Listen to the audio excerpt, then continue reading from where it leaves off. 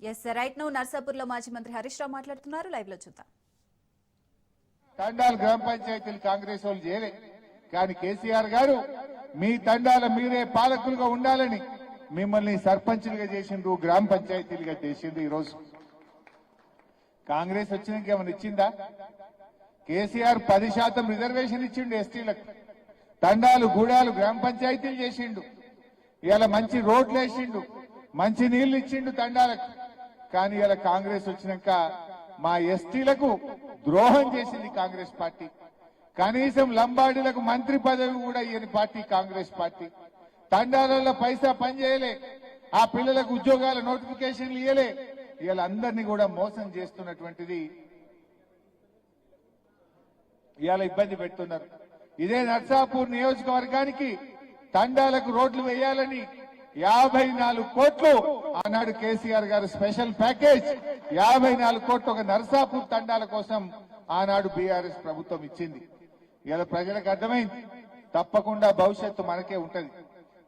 ఎన్నికలు ఎప్పుడు జరిగినా ఈ రాష్ట్రంలో మళ్ళీ బీఆర్ఎస్ ప్రభుత్వం వస్తుంది, కేసీఆర్ గారు ముఖ్యమంత్రి అవుతారు. అందులో మనం మంచిగా పనిచేద్దాం. ఇలా కాంగ్రెస్ వాళ్ళు ఏం చేస్తున్నారు? ఏదన్నా మంచి పని ఒకటన్నా అయిందా? అందాల పోటీలు పెడతారు. ఎవరికి పనికొస్తాయి అందాల పోటీలు? 100 కోట్లు ఖర్చు పెట్టి అందాల పోటీలు పెడతాడు రేవంత్ రెడ్డి. 100 కోట్లు ఖర్చు పెట్టి ఫుట్బాల్ ఆడతాడు రేవంత్ రెడ్డి. నువ్వు ఫుట్బాల్ ఆడితే మాకేమొస్తుంది? నిన్ను ఫుట్బాల్ ఆడే రోజులు దగ్గరలోనే ఉన్నాయి బిడ్డ రేవంత్ రెడ్డి. నువ్వు ఫుట్బాల్ ఆడు కాదు, నిన్ను ఫుట్బాల్ ఆడతారు తెలంగాణ ప్రజలు. ఎందుకంటే సింగరేణి పైసలు 10 కోట్లు, సిఎస్ఆర్ పైసలు 100 కోట్లు, గవర్నమెంట్ పైసలు 5 కోట్లతో స్టేడియం కట్టి ఈయన ఫుట్బాల్ నేర్చుకుంటాడు. ఎవరికి కావాలి? బీఆర్ఎస్ ఉన్నప్పుడు, మన గవర్నమెంట్ ఉన్నప్పుడు సింగరేణి పైసలతో స్కూళ్లు కట్టినాం, కాలేజీలు కట్టినాం, పిల్లల చదువుల కోసం ఆలోచన చేసినాం. ఇలా ఆ డబ్బులుంటే ₹1 కోట్లకు స్కూల్ కట్టొచ్చు కదా, ఓ రోడ్లు వేయొచ్చు కదా. నువ్వు ఫుట్బాల్ కోసం 100 కోట్లు ఖర్చు పెట్టుడేంది? నువ్వు ఫుట్బాల్ ఆడడానికి 100 కోట్లు ఖర్చు పెడితే మా ప్రజలకేమొస్తుంది, మా పిల్లలకేమొస్తుంది అని నేను అడుగుతా ఉన్నా. అంటే నువ్వు అందాల పోటీల మీద ఉన్న ప్రేమ, ఫుట్బాల్ మీద ఉన్న ప్రేమ మా రైతులకు ఎరువులు సరఫరా చేసిన మీద లేకపోయా. మొన్నటిదాకా వానకాలం వానలు పడుతుంటే తడుచుకుంటా లైన్లలో నిలబడ్డాం. ఇప్పుడేమో యాప్లు మ్యాప్లు అంటుండ్రు. ఎవరికి కావాలి ఈ యాప్లు? కేసీఆర్ ఉండగా యాడ్ చేసుకొని, అరే ఆటో ఆయనకు ఫోన్ చేసి నర్సాపూర్కి వెళ్ళి రాగా 4 బస్తాలు వేసుకురారా అంటే వాడు 4 బస్తాలు వేసుకొచ్చి మీ ఇంటికాడ వేయలేదా? ఆటో డ్రైవర్కి చెప్తే ఇంటికాడ వేసిండా లేదా? ఇప్పుడేం కోసా పొద్దుగాలు లేచి సర్ది కట్టుకొని వచ్చి లైన్లో నిలబడుడేంది? ఇప్పుడు మళ్ళీ యాప్ అంటుండు. ఈ యాప్ ఎందుకు నాకు అర్థం కాదు. పంట పండియడానికి మనకి ఏం కావాలి? ఇంత నీళ్లు కావాలి, ఇంత కరెంటు కావాలి, ఇంత ఎరువులు కావాలి. రేవంత్ రెడ్డి ఏమంటుండు? యాప్లు కావాలి, మ్యాప్లు కావాలి. నీ యాప్లు ఎవరికి కావాలి, నీ మ్యాప్లు ఎవరికి కావాలి? ఇన్నేళ్లు ఎరువులు రాలేదా? ఇంకా మీ ఊర్లకే పంపినాం. అప్పుడు మా కోఆపరేటివ్ చైర్మన్ ఉన్నారు ఇక్కడ. మా చైర్మన్లు లారీలు తెచ్చి ఆటో కిరాయి లేకుండా, అమాలి కిరాయి లేకుండా ఊళ్ళకే లారీలు తెచ్చి బీఆర్ఎస్ ఎరువులు ఇచ్చిందా లేదా? ఇప్పుడేం కోసం పెడుతున్నావయ్యా? ఇప్పుడు రాంగారంగ నర్సాపూర్ సబ్ స్టేషన్ పైన ఆడ చూస్తే 12 గంటల కరెంటే వస్తుంది, 13 గంటల కరెంటే వస్తుంది. కేసీఆర్ ఉండగా 24 గంటల కరెంట్ వచ్చింది. ఇప్పుడు సాయంత్రం 5టికో 6టికో తీసేస్తుండు కరెంటు. మళ్ళీ మబ్బుల 4 దాకా వస్తలేదు. వస్తుందా? ఎప్పుడు వస్తుంది? మబ్బుల 3టికి ఒకనాడు, 4టికి ఒకనాడు ఇస్తుంది. 4టికి వస్తుంది. 8 గంటలకు వస్తుంది. శైలి అవట్టు 4టికి కంట్రోల్ అంతా కరెంటు 4టికి వచ్చేది. అంటే చెప్పుడేమో 24 గంటలు, ఇచ్చుడేమో 12 గంటలు. కేసీఆర్ ఉండగా 24 గంటలు వచ్చిన కరెంటు ఇవాళ 12 గంటలకు ఎందుకు తగ్గిందో ఒక్కసారి ఆలోచన చేయండి. ఇప్పుడు నార్లు పోసి పొలాన్ని తయారు చేయాలి మెత్తగా. ఇప్పుడు నీళ్లు కావాలి, రాత్రిపూట మోటార్ నడవాలి. ఇప్పుడు రాత్రిపూట మొత్తం కరెంటు బంద్ పెట్టిండు. రాత్రి సాయంత్రం 5 గంటలకు 4 గంటలకు పోతే పొద్దుగాల 3 గంటలకు 4 గంటలకు రాబట్టే. చెప్పుడేమో 24 గంటలు. రమ్మన్ దమ్ముంటే రేవంత్ రెడ్డి రామ్మా నర్సాపూర్కు సబ్ స్టేషన్ పోదంతా చూస్తాం. ఏ ఊరికి వస్తావు రా, మా రైతులు చెప్తారు రుణమాఫీ అయినా. అరే రుణమాఫీ అన్నాడు, ఇవాళ రైతులు అకౌంట్లు ఎన్పిఏ అయిపోతున్నాయి. ఎన్పిఏ అయితే రైతులకు నష్టం. ఏమైతే ఎన్పిఏ అయితే పిల్లలకు రేపు లోన్లు దొరకవు, ఎడ్యుకేషన్ లోన్ దొరకదు. నువ్వు ఇల్లు కట్టుకుంటే హౌసింగ్ లోన్ దొరకది. నీ యొక్క రేటింగ్ పడిపోతున్నది, సిబిల్ రేటింగ్ పడిపోతున్నది, పిల్లలకు లోన్లు రావు. నువ్వు చేసిన మోసానికి నువ్వే చెప్పినావు కదా, ఉరుకురి అప్పులు తెచ్చుకొని నేను మాఫీ చేస్తా రాగానే అంటివి, ఉరుకుని లైన్లు కట్టుండ్రి అంటివి. నేను నమ్మి అప్పు తెచ్చుకుంటే ఇవాళ లోన్లు మాఫీ కాకపోయే బ్యాంకుల అకౌంట్లు ఏమో ఎన్పిఏ కాబట్టి దేవుడి మీద మన ఏడుపాయల అమ్మవారి మీద కూడా ఒట్టు పెట్టి చెప్పిండు. మెదక్ వచ్చినప్పుడు చెప్పిండు, మెదక్ చర్చి మీద ఒట్టు, ఏడుపాయల అమ్మవారి మీద ఒట్టు, 15 ఆగస్టు కల్లా అన్ని లోన్లు మాఫీ చేస్తా అన్నాడు. అయినా అదే అంతా మోసం. ఈ దేవుణ్ణి మోసం చేసినోడు రేపు మనుషుల్ని చేయడా? మనం చేసిండా లేదా? దేవుడు అంటే లెక్కలేనోడు మనుషులంటే ఇంకో లెక్కన. ఈ రకమైనటువంటి మనిషికి గుణపాఠం చెప్పే రోజులు దగ్గరలోనే ఉన్నాయి. అందరూ మంచిగా ధైర్యంగా ఉండండి. ఎవరు ఇబ్బంది పెట్టినా మేమందరం మీకు అండంగా ఉంటాం. భవిష్యత్తు మనదే. భద్రంగా పనిచేయండి, ప్రజలకు జవాబుదారితనంతో పనిచేయండి, మంచి పేరు తెచ్చుకోండి. మన బీఆర్ఎస్ పార్టీకి మంచి పేరు తేవాలని కోరుకుంటూ జై తెలంగాణ. మరి ఆ రోజు ఎమ్మెల్యే ఎలక్షన్స్ అప్పుడు మరి హరీష్ రావు గారు తప్పకుండా మీకు అందుబాటులో ఉంటాం, మిమ్మల్ని గెలిపించుకుంటామని చెప్పిండ్రు. వారి సహకారంతో ఈ రోజు అత్యధిక స్థానాలు మనం గెలుచుకోవడం జరిగింది. వారికి నా హృదయపూర్వక ధన్యవాదాలు తెలియజేస్తూ మరి ఇప్పుడు మన మిగిలిన వాళ్ళందరూ కూర్చోవాలి, ప్లీజ్ అందరూ కూర్చోండి. కేవలం మాసాపేట మండలికి సంబంధించి కాంగ్రెస్ పార్టీలో ఓ చర్చ ఇటీవల బాగా జోరందుకుంటోంది. అదే ఆ పార్టీలో ఎవరు ప్రధాని అభ్యర్థి అని. ఇప్పటి వరకు గాంధీ కుటుంబ వారసుడు రాహుల్ గాంధీనే ప్రధాని అభ్యర్థి అని అందరూ భావించారు. అనూహ్యంగా మరో కొత్త వాదన కాంగ్రెస్ పార్టీ ఎంపీల నుంచి వినిపిస్తోంది. కాంగ్రెస్ ఎంపీ మాణిక్యం ఠాగూర్ ఇటీవల సోషల్ మీడియాలో ప్రియాంక గాంధీని ఉద్దేశించి ఆసక్తికర వ్యాఖ్యలు చేశారు. మన డీజీఏ ప్రధానమంత్రి అని ఆయన చేసిన వ్యాఖ్యలు రాజకీయ దుమారాన్ని రేపాయి. లోక్సభలో ఆమె ప్రసంగాలు, ప్రజలతో ఆమె మమేకమయ్యే తీరును మెచ్చుకుంటూ ఆమెకు దేశాన్ని నడిపించే సత్తా ఉందని ఆయన అభిప్రాయపడ్డారు. వయనాడు ఉప ఎన్నికలో భారీ మెజారిటీతో గెలిచినప్పటి నుండి పార్టీలో ప్రియాంక ప్రాధాన్యత పెరగడం ఈ వ్యాఖ్యలకు బలాన్నిచ్చింది.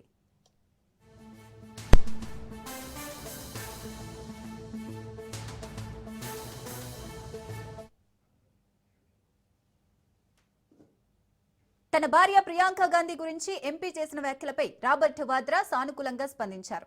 ప్రియాంకలో నాయకత్వ లక్షణాలు పుష్కలంగా ఉన్నాయని, ఆమె ఎప్పుడూ ప్రజల పక్షానే నిలబడుతుందని అన్నారు. ప్రజలు ఆమెను ప్రేమిస్తున్నారు. ఆమె పార్లమెంటులో ప్రజల గొంతుకను వినిపిస్తున్నారు. దేశం కోసం ఆమె చేసే ఏ నిర్ణయానికైనా కుటుంబ మద్దతు ఉంటుంది అని వాద్రా అన్నారు. అయితే ప్రధాని అభ్యర్థిత్వంపై నిర్ణయం పార్టీ అధిష్టానం తీసుకోవాల్సి ఉంటుందని ఆయన స్పష్టం చేశారు.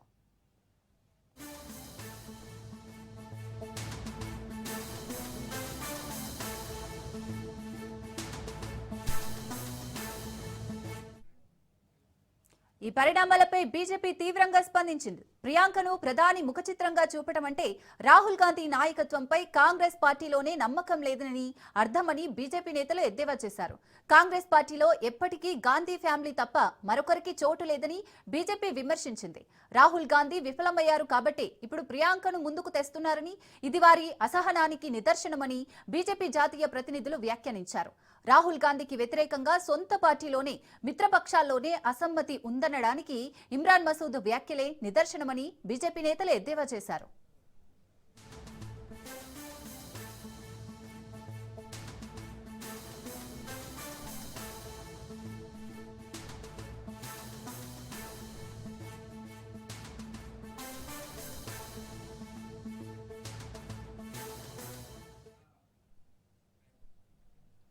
వయనాడ్ ఎంపీగా ప్రమాణ స్వీకారం చేసిన కొద్ది రోజుల్లోనే ప్రియాంక గాంధీ తన వాగ్దాటితో పార్లమెంటును ఆకర్షించారు. ముఖ్యంగా వందే మాతరం, రైతు సమస్యలపై ఆమె చేసిన ప్రసంగాలు కాంగ్రెస్ శ్రేణుల్లో ఉత్సాహాన్ని నింపాయి.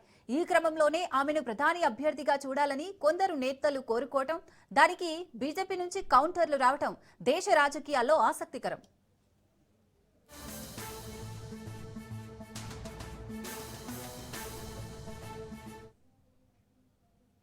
రైట్, ఇదే విషయానికి సంబంధించి మరిన్ని డీటెయిల్స్ మా ప్రతినిధి రాజు అందిస్తారు. రాజు, ఇప్పటి వరకు రాహుల్ గాంధీనే ప్రధాని అభ్యర్థి కాంగ్రెస్ నుంచి అనుకున్నాం. ఇప్పుడు ప్రియాంక గాంధీ పేరు తెరపైకి వస్తుంది. ఎలా చూడాలంటారు దీన్ని?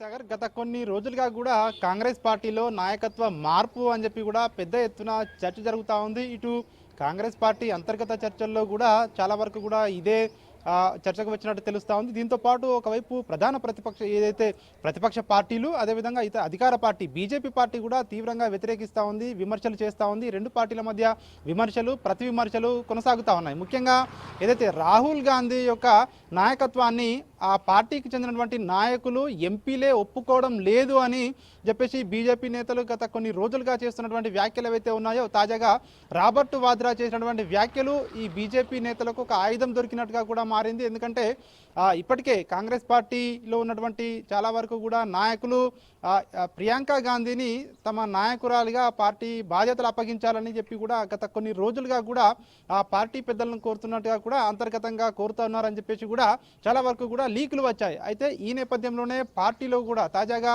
ఇమ్రాన్ మసూద్ అనే కాంగ్రెస్ పార్టీ ఎంపీ కూడా దీనికి సంబంధించి వ్యాఖ్యలు కూడా చేయడం జరిగింది. ప్రధానమంత్రి అభ్యర్థిగా ప్రియాంక గాంధీ ఉంటే బాగుంటుంది, ఒకవేళ ఆమె ప్రధానమంత్రి అయితే శత్రు దేశాలైనటువంటి పాకిస్తాన్ లాంటి దేశాలను ఆమె సమర్థవంతంగా ఎదుర్కొంటుందని చెప్పేసి కూడా కొన్ని వ్యాఖ్యలు చేయడం జరిగింది. అంతకుముందు ఒక మాజీ ఎమ్మెల్యే ఏకంగా సోనియా గాంధీకి కూడా లేఖ రాయడం జరిగింది.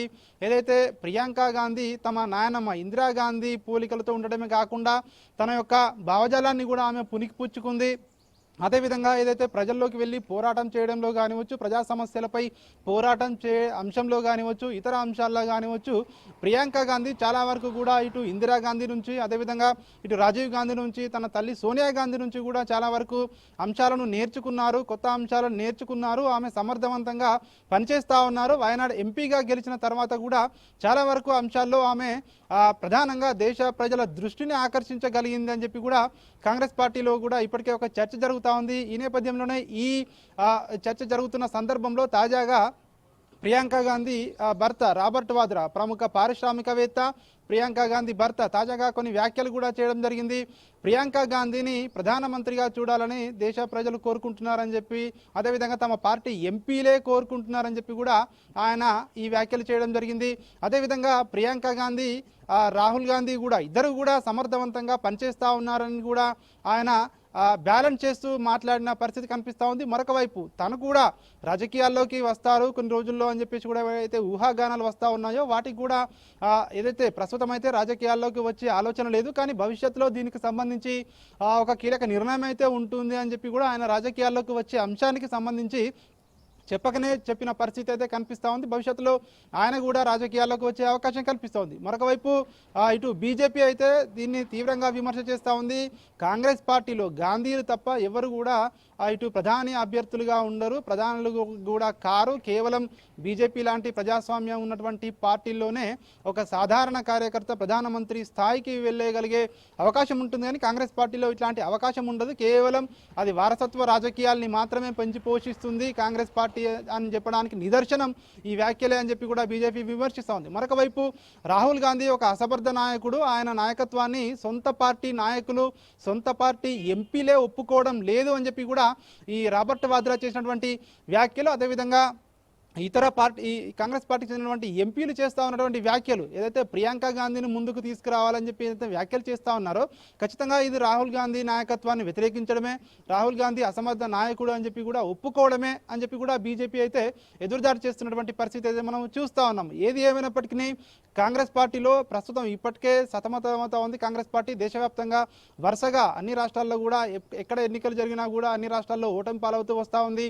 తాజాగా బీహార్లో కూడా ఘోరంగా ఓడిపోయి కేవలం 5-6 సీట్లకే పరిమితమైపోయినటువంటి పరిస్థితి మనం చూస్తూ ఉన్నాం. ఈ నేపథ్యంలోనే ప్రస్తుతం ఈ యొక్క ఈ ప్రియాంక గాంధీ, రాహుల్ గాంధీ మధ్య ఏదైతే ఆధిపత్య పోరు నడుస్తుందని చెప్పేసి కూడా ఏవైతే ఈ వార్తలు వస్తూ ఉన్నాయో ఈ నేపథ్యంలో కాంగ్రెస్ పార్టీకి మరొక తలనొప్పి అంశంగా మారింది అని చెప్పి కూడా ఇటు విశ్లేషకులు అభిప్రాయపడతా ఉన్నారు. ఎందుకంటే ఇప్పటికే చాలా వరకు కూడా కాంగ్రెస్ పార్టీ, ముఖ్యంగా రాహుల్ గాంధీ కావచ్చు, అదేవిధంగా పార్టీ అధ్యక్షుడిగా ఉన్నటువంటి ఖర్గే కావచ్చు, సో పార్టీని సమర్థవంతంగా ముందుకు తీసుకెళ్లలేకపోతా ఉన్నారు. ప్రజల్లోకి అంటే ఒక విధానపరమైనటువంటి ఒక పాలసీలు ఏదైతే తీసుకోలేకపోతా ఉన్నారు, ప్రజల్లో ఒక ప్రజాస్వామ్యయుతమైనటువంటి బలంగా ఏదైతే కాంగ్రెస్ పార్టీ ముద్ర వేయలేకపోతా ఉన్నారో, ఏదైతే విమర్శలు ఎదుర్కొంటా ఉన్నారో, సో ఈ నేపథ్యంలోనే ప్రియాంక గాంధీ రాబర్ట్ వాద్రాకు సంబంధించినటువంటి ఏదైతే వ్యాఖ్యలు చేశారో, సో ఈ వ్యాఖ్యలు ప్రస్తుతం అయితే ఇటు కాంగ్రెస్ పార్టీలో కలకలం సృష్టిస్తున్న పరిస్థితి కనిపిస్తా ఉంది. మనం చూస్తున్నాం గత దశాబ్ద కాలం నుంచి కూడా కాంగ్రెస్ పార్టీకి గడ్డు కాలమే నడుస్తుందని చెప్పుకోవచ్చు. ఇప్పుడిప్పుడు రాహుల్ గాంధీ ఓట్ చోరీ అని అదని ఇదని కొంచెం ఎక్కువగా ప్రయత్నాలు చేస్తున్నారు అధికారం కోసం కావచ్చు రాబోయే రోజుల్లో. మరి అయినా కూడా రాహుల్ గాంధీ నేతృత్వం ఎందుకు నమ్మకంగా లేరని చెప్పుకోవచ్చు? అంటే ప్రజలు కూడా రాహుల్ గాంధీని వ్యతిరేకంగా ప్రియాంక గాంధీ రావాలని కోరుకుంటున్నారు అనుకోవచ్చా ఇప్పుడు?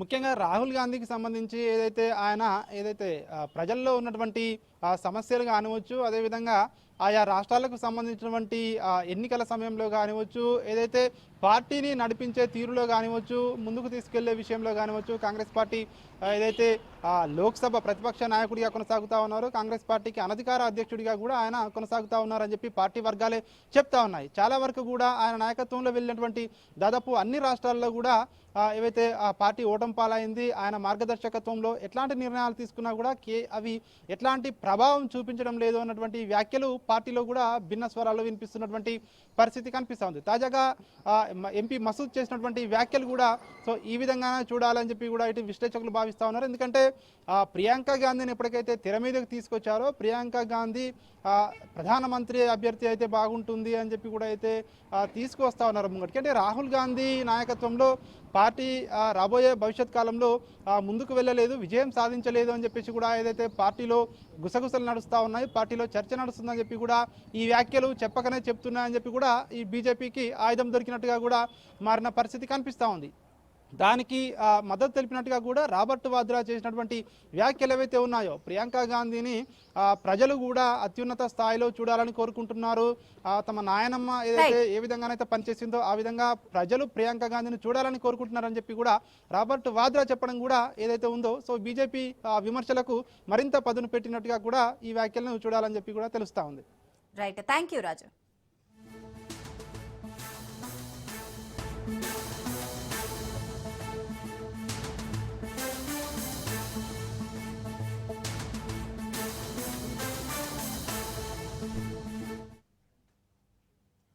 రైట్, బ్రేకింగ్ చూస్తున్నాం. డీజీపీ శివధర్ రెడ్డి నియామక ఉత్తర్వుల రద్దుకు హైకోర్టు నిరాకరించింది. 2 వారాల్లోగా డీజీపీల ప్యానెల్ లిస్టును యూపీఎస్సీకి పంపాలని ఆదేశించారు. సుప్రీంకోర్టు మార్గదర్శకాల మేరకు ఎంపిక ఉండాలని హైకోర్టు సూచించింది. ప్యానెల్ లిస్టును పంపిన తర్వాత కౌంటర్ దాఖలు చేయాలని ప్రభుత్వానికి హైకోర్టు ఆదేశించింది. తదుపరి విచారణ వచ్చే నెల 20కి హైకోర్టు వాయిదా వేసింది.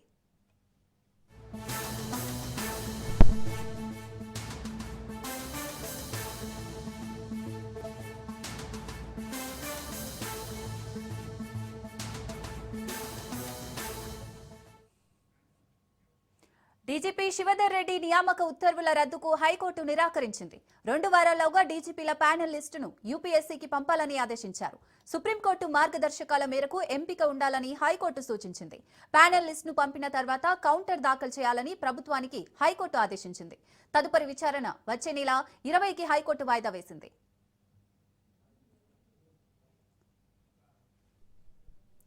రైట్, హైకోర్టు ఆదేశాలకు సంబంధించి మరిన్ని డీటెయిల్స్ మా ప్రతినిధి సునీల్ అందిస్తారు. సునీల్. తెలంగాణ రాష్ట్ర డీజీపీ శివధర్ రెడ్డి నియామకాన్ని సవాల్ చేస్తూ హైకోర్టులో ధన్ గోపాల్ అనే వ్యక్తి హైకోర్టులో పిటిషన్ దాఖలు చేశారు. దీనిపై ఈ రోజు మరోసారి విచారించినటువంటి కోర్టు 2 వారాల్లో డీజీపీ ప్యానెల్ కు లిస్ట్ యూపీఎస్ ద్వారా పంపించాలని కూడా హైకోర్టు ఆదేశాలు చేసింది. సుప్రీంకోర్టు గైడ్ లైన్స్ మేరకు ప్యానెల్ లిస్ట్ ఉండాలని హైకోర్టు స్పష్టం చేసింది. యూపీఎస్సీ ద్వారా ప్యానెల్ కి లిస్టు పంపిన తర్వాత కౌంటర్ దాఖలు చేయాలంటూ కూడా రాష్ట్ర ప్రభుత్వానికి హైకోర్టు ఆదేశాలు చేస్తూ తదుపరి విచారణ వచ్చే నెల 20కి వాయిదా వేసింది. ప్రధానంగా సుప్రీంకోర్టు గైడ్లైన్స్ విరుద్ధంగా ఇతని నియామకం జరిగింది కాబట్టి ఇతని నియామకాన్ని వెంటనే రద్దు చేయాలంటూ కూడా ధన్ గోపాల్ అనే వ్యక్తి హైకోర్టులో పిటిషన్ దాఖలు చేశారు. దీనిపై విచారించిన కోర్టు తదుపరి విచారణ 20కి వాయిదా వేసింది. మరి 20 తారీఖు తర్వాత మరి కోర్టు ఎలాంటి నిర్ణయం తీసుకున్నది మాత్రం చూడాల్సింది చెప్పవచ్చు. Right, thank you Sunil.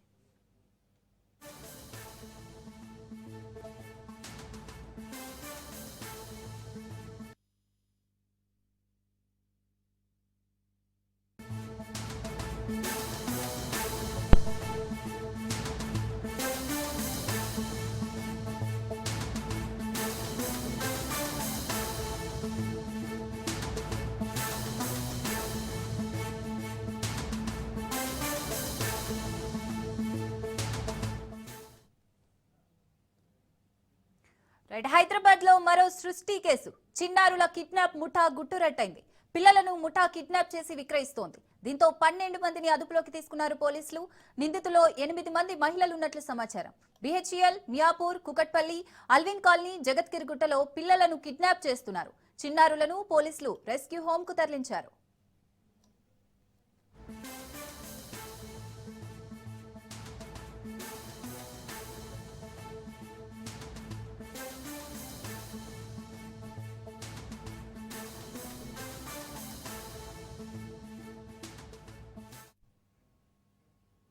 Hyderabad లో మరో సృష్టి కేసు. చిన్నారుల కిడ్నాప్ ముఠా గుట్టురట్టయింది. పిల్లలను ముఠా కిడ్నాప్ చేసి విక్రయిస్తోంది. దీంతో 12 మందిని అదుపులోకి తీసుకున్నారు పోలీసులు. నిందితుల్లో 8 మంది మహిళలు ఉన్నట్లు సమాచారం. బిహెచ్ఎల్, మియాపూర్, కుకట్పల్లి, అల్విన్ కాలనీ, జగత్గిరిగుట్టలో పిల్లలను కిడ్నాప్ చేస్తున్నారు. చిన్నారులను పోలీసులు రెస్క్యూ హోమ్ కు తరలించారు. రైట్, ఇక పిల్లలను కిడ్నాప్ చేస్తున్న ముఠా గురించి మరిన్ని డీటెయిల్స్ మా ప్రతినిధి మధు అందిస్తారు. మధు, వీళ్ళకు ఒకటే పని. ఆ పని ఏంటంటే వీధుల్లోకి రావడము, రెక్కిలు నిర్వహించడము, పిల్లల్ని ఎత్తుకొని వెళ్ళడము. ఎవర్రా మీరంతా, అసలు ఎందుకు ఇదంతా చేస్తున్నారంటే జస్ట్ ఫర్ మనీ. సో సింపుల్గా చూసుకుంటే మాత్రం ఒకటే, ఈ ముఠా ఎవరైతే ఉన్నారో ఈ ముఠాకు సంబంధించి పక్కా సమాచారం అందుకున్నటువంటి ఎస్ఓటి పోలీసులు దాడులు చేశారు. మొత్తం ముఠాకు సంబంధించినటువంటి 12 మందిని అదుపులోకి తీసుకున్నారు. భారతదేశంలో ఉన్నటువంటి ప్రధాన నగరాలతో పాటు హైదరాబాద్లో ఉన్నటువంటి కొన్ని కీలకమైనటువంటి నగరాల్లో వీళ్ళందరూ కూడా పిల్లలను కిడ్నాప్ చేయడమే పనిగా పెట్టుకొని మొత్తం ఆపరేషన్స్ అన్ని కూడా చేస్తున్నారు. అయితే ఇక్కడ ఒకటి, వీళ్ళు చేస్తున్నటువంటి కిడ్నాప్లు ఏవైతే ఉన్నాయో ఎవరి కోసం అనేది ఇప్పుడు బయటికి రావాలి. గతంలో మనం చూసాం కదా, సృష్టి ఫెర్టిలిటీ సెంటర్ ఏదైతే ఉందో దానికోసమే సేమ్ ఇంకొక మరికొన్ని హాస్పిటళ్ళకి పిల్లలను సరఫరా చేసేటటువంటి, సరఫరా మీన్స్ అమ్మకాలు చేసేటటువంటి ముఠానే వీళ్ళు. ఎలా చేస్తున్నారు ఈ మొత్తం ఆపరేషన్స్ అన్నీ కూడా ఎలా చేస్తున్నారంటే ఏజెంట్ల లాగా పనిచేస్తారు. పలానా XYZ హాస్పిటల్కి నేను ఏజెంటు, లేకపోతే వై అనేటటువంటి హాస్పిటల్కి నేను, ఎక్స్ అనే హాస్పిటల్కి వాడు, ఇంకొకటి ఇలా అలా పెట్టేసుకుని ఏజెంట్ లాగా ఏర్పాటు చేసుకుని పిల్లలను, చిన్న పిల్లలు ఉంటారు కదా, చిన్న పిల్లలు, ఆ చిన్న పిల్లల్ని ఇంకా చెప్పకూడదు, కన్న తండ్రికి దూరం చేస్తూ వీళ్ళు సొమ్ము చేసుకుంటున్నారు. ఎవడో హాస్పిటల్, ఎవడో ఉండేటటువంటి హాస్పిటల్, ఆ హాస్పిటల్కి వచ్చేటటువంటి వారి కోసము ఒకటి కడుపు కోతను పోస్తూ కూడా వాళ్ళ బిడ్డను కిడ్నాపులు చేసి ఈ విధమైనటువంటి అమ్మకాలకైతే పాల్పడడం జరుగుతుంది. ఇన్వెస్టిగేషన్ అంతా కూడా జరుగుతుంది. ఎవరు హాస్పిటల్స్, ఎవరెవరు ఎన్ని లక్షలు తీసుకొని పిల్లల విక్రయాలు జరుపుతున్నారు, ఏ తల్లిదండ్రులకు పిల్లలు అమ్ముతున్నారు. ఓకే, తల్లిదండ్రులది తప్పు అంటే చెప్పలేం, వాళ్ళకి ఎటువంటి మాయ మాటలు చెప్తున్నారో ఏంటో తెలియదు. కానీ మొత్తానికైతే పిల్లల్ని అయితే అమ్మేస్తున్నారు, రాబడుతున్నారు. ఎక్కడి నుంచి కిడ్నాప్ చేసింది అనే దానికి సంబంధించినటువంటి డీటెయిల్స్ అన్నింటినీ కూడా ఎస్ఓటి పోలీసులు రాబడుతున్నారు. కాబట్టి హాస్పిటల్ బయటికి రాబోతున్నాయి, వాళ్ళ భాగవతాలు బయటికి రాబోతున్నాయి. ఖచ్చితంగా కూడా మరో పెద్ద భారీ రాకెట్ని అయితే ఎస్ఓటి పోలీసులు పట్టుకున్నారు. Right, thank you.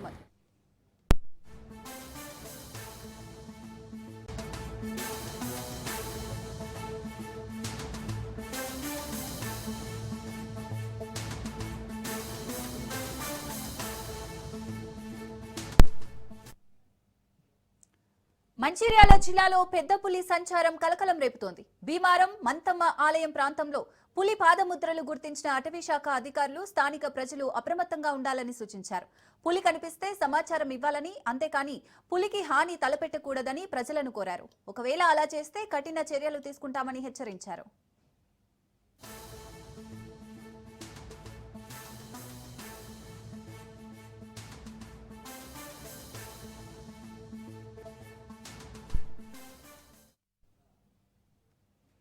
మంచిర్యాల జిల్లాలో పెద్ద పులి సంచారం కలకలం రేపుతోంది. భీమారం మంతమ్మ ఆలయ ప్రాంతంలో పులి పాదముద్రలు గుర్తించిన అటవీ శాఖ అధికారులు స్థానిక ప్రజలు అప్రమత్తంగా ఉండాలని సూచించారు.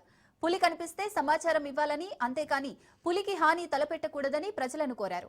ఒకవేళ అలా చేస్తే కఠిన చర్యలు తీసుకుంటామని హెచ్చరించారు.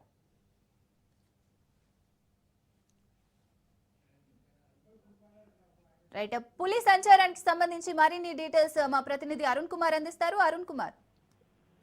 సిరిసాగర్ మంచిర్యాల జిల్లాలో పెద్ద పులి కలకలం సంచారం అయితే కలకలం రేపుతోంది. గత 3 రోజుల నుంచి కూడా ఇదే ప్రాంతంలో కూడా పెద్ద పులి సంచరిస్తున్నట్టు కూడా అటవీ శాఖ అధికారులు అయితే వేలిముద్ర పాదముద్ర ద్వారా గుర్తించారు. అయితే ఈ రోజు ఉదయం కూడా పెద్ద పులికి సంబంధించి కూడా భీమారం జైపూర్ ఏదైతే చెన్నూరు నియోజకవర్గానికి సంబంధించి కూడా భీమారం మండలం సంబంధించి మాంతమ్మ టెంపుల్ దగ్గర కూడా ఈ పెద్ద పులి సంచరిస్తున్నట్టు కూడా అటవీ శాఖ అధికారులు అయితే పాదముద్ర ద్వారా గుర్తించింది. అటుగా వెళ్తున్నటువంటి కూలీలను కూడా కౌన్సిలింగ్ ఇచ్చడం జరిగింది. ఎవరైనా కూడా కూలీలు గుంపులుగా రైతులు కావచ్చు, రైతు కూలీలు గుంపులుగా వెళ్ళాలి, సింగిల్ ఒక్కరుగా వెళ్ళొద్దంటూ కూడా ఇప్పటికే కూడా ఏదైతే హెచ్చరికలు జారీ చేసినో వాళ్ళ కౌన్సిలింగ్ కూడా నిర్వహిస్తా ఉన్నారు, అవగాహన కూడా కల్పిస్తా ఉన్నారు. ముఖ్యంగా కూడా గత 3 రోజుల నుంచి కూడా పెద్ద పులి ఇటు బెల్లంపల్లి మంచిర్యాలకు సంబంధించి ఆ నెన్నెల వేమనపల్లి కావచ్చు, అదే విధంగా కూడా ఇటు దిక్కు భీమారం పరిసర ప్రాంతాలనే సంచరిస్తుంది. గత వారం రోజుల క్రితం కూడా ఇదే పెద్ద పులి గోదావరి దాటి కూడా ఇతర ప్రాంతానికి వెళ్ళినట్టు కూడా అధికారులు గుర్తించి మళ్ళీ రిటర్న్ వచ్చి కూడా ఈ ప్రాంతంలో సంచరిస్తున్నట్టు కూడా తెలుపుతా ఉన్నారు. ముఖ్యంగా కూడా 3 పులులు కూడా ఈ మంచిర్యాల జిల్లాకు సంబంధించిన ప్రాంతాలకు సంచరిస్తున్నట్టు నిన్న వేమనపల్లి సైడ్ ఒకటి, భీమారం అదే విధంగా కూడా లక్షిడిపేట ప్రాంతంలో కూడా మరో పులి కూడా సంచరిస్తున్నట్టు కూడా అటవీ శాఖ అధికారులు గుర్తించారు. ముఖ్యంగా కూడా ఎవరైతే కూడా పెద్ద పులికి హాని తలపెట్టే విధంగా కూడా ఎటువంటి చర్యలు చేపట్టదు, ఖచ్చితంగా అటువంటి ఏమైనా చేస్తే కూడా ఖచ్చితంగా క్రిమినల్ కేసులు నమోదు చేస్తాం. ఇప్పటికే కూడా మాజీ ఎవరైతే వేటగాళ్ళు ఉంటారో వాళ్ళందరినీ కూడా కౌన్సిలింగ్ ఏదైతే పిలిపించి కూడా వాళ్ళకి హెచ్చరికలు అయితే జారీ చేశారు. ముఖ్యంగా కూడా ఈ పెద్ద పులి సంచారం కూడా మంచిర్యాల జిల్లాలో కలకలం రేపుతా ఉంది. ముఖ్యంగా కూడా రైతు కూలీలు కావచ్చు, ఏదైతే ఆ పశువులను అడవికి తీసుకెళ్లేవారు ఎవరున్నా కూడా వాళ్ళందరూ కూడా జాగ్రత్తగా ఉండాలి. 9 దాటితేనే పనులకు వెళ్లాలంటూ కూడా ఇప్పటికే కూడా హెచ్చరికలు జారీ చేసింది. ఈ నేపథ్యంలోనే భీమారానికి సంబంధించి సమీప గ్రామాల ప్రజలైతే కొంత ఆందోళన చెందుతున్నటువంటి పరిస్థితి కొనసాగుతోంది. Sirisagar. Right, thank you Arun Kumar. Hyderabad Manikonda పుప్పల్గూడలో ఓ రియల్ ఎస్టేట్ సంస్థ రెచ్చిపోయింది. సర్వే నెంబర్ 300లోకి ప్రవేశించి దౌర్జన్యంగా బోర్డులు తొలగించడమే కాకుండా చుట్టూ ఉన్న ప్రహరీ గోడను ధ్వంసం చేసింది. విషయం తెలుసుకుని పొలం వద్దకు చేరుకున్న యజమానులు వారిని ప్రశ్నించడంతో బాధితులపై బౌన్సర్లు దాడికి పాల్పడినట్లు సమాచారం. బాధితుల ఫిర్యాదుతో ఘటనా స్థలానికి నార్సింగి పోలీసులు చేరుకోవడంతో బౌన్సర్లు పారిపోయారు. తమ వారసత్వ భూమి కబ్జాకు యత్నించిన సంస్థపై చర్యలు తీసుకోవాలని బాధితులు డిమాండ్ చేశారు.